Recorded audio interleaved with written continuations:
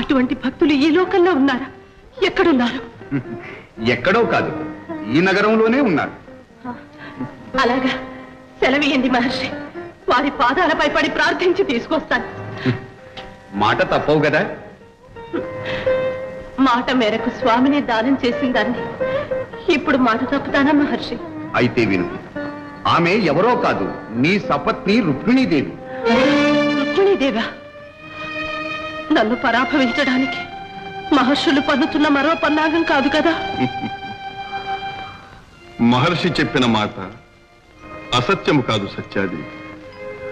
భక్తి లేని ధనవంతులు గుళ్ళు గోపురాలు కట్టించి, నైవేద్యాలు సమర్పించి, వస్త్రభూషణాదులు అర్పించి నన్ను వసూలు చేసుకోలేరు. భక్తితో ఇచ్చిన ఫలమైన, పత్రమైన,